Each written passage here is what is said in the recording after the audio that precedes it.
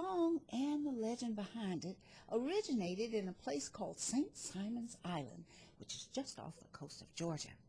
On this island, there's a body of water they call Dunbar Creek, and it was at Dunbar Creek that very tragic event took place during the days of slavery. It was during the early 1800s that 75 African men from the Igbo Tribe were captured and forced to leave their native land and board a slave ship that was bound for the coast of Georgia, where they were to be handed over to two cotton plantation owners as slaves.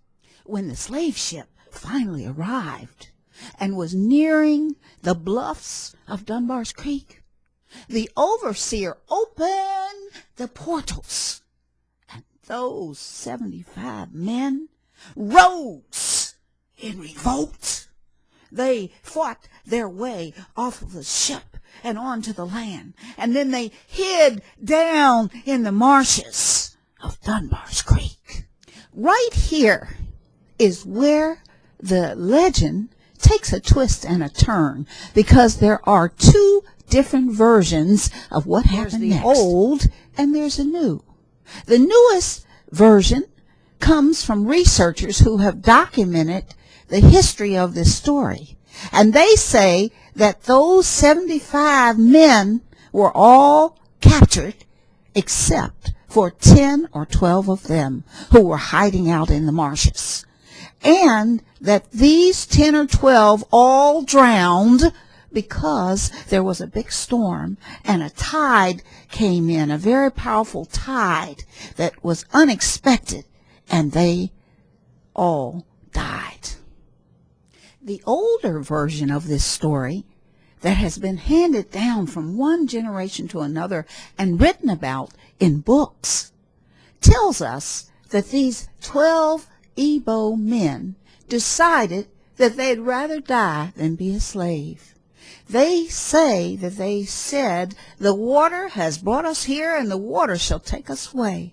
And so, chained together, they backed up into Dunbar's Creek, singing an old song from their native language, in their native language, until they sank beneath the waves and were seen no more.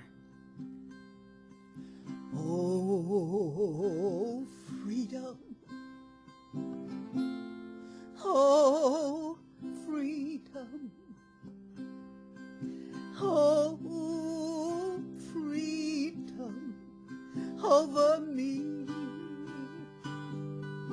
And before I'll be slave, I'll be buried in my grave and go home to my Lord and be free.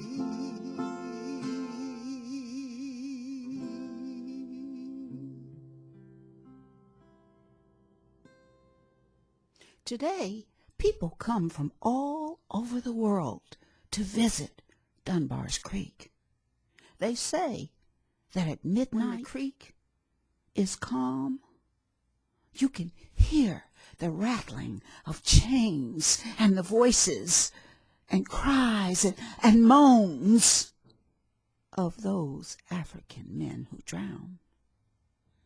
Even the islanders there will not fish in Dunbar's Creek because they say it is haunted.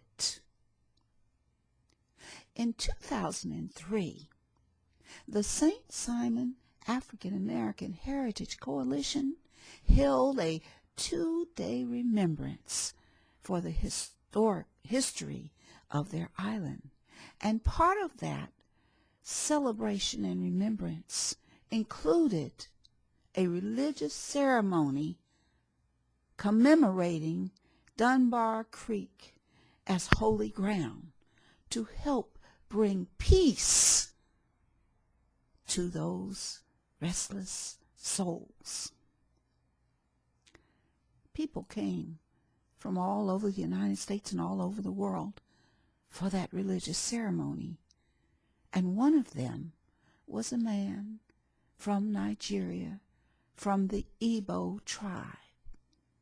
He said, for 199 years, these men's spirits have not been able to rest because they were never given a proper burial.